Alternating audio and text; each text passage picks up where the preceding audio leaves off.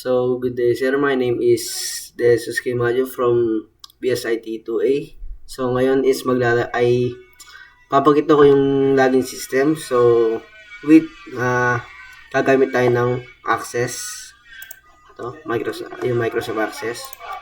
So, umpisahan na natin. So, ito yung code ko. So, i-run muna natin. So, ito yung login window ko, which is Facebook. So, ngayon is mag-register muna tayo. Yan. So, lalagay muna tayo ng username. So, kahit anong username ilalagay mo dito. Tapos, password. Tapos, ulitin mo lang yung password mo. Then, first name. Tapos, middle initial or middle name mo. Tapos, yung last name. Tapos, pindutin mo lang dito yung kung anong gender ka, kung male or female. So, tapos yung birthday mo. Yung una yung year. Tapos, month. Tapos yung day. Yan. Kasi lalagay ko lang address ito is Stockwing.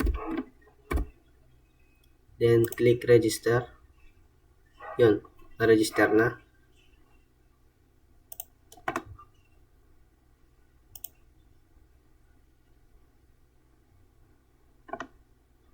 Then, mag-login muna tayo. Tapos, yung password. Then, login. So, yun, na-login na. So, ito yung dashboard ko. Ito yung username, yung first name, tapos yung middle name, tapos yung mismong last name. Tapos ito yung address, tapos yung gender, tsaka yung birthday. Yun. Tapos, pagka pupunta ka na dito sa, bali, i-access mo muna dito. Bali, pupunta ka ng access. Yan, wala. Tapos, ito lang, yung login system.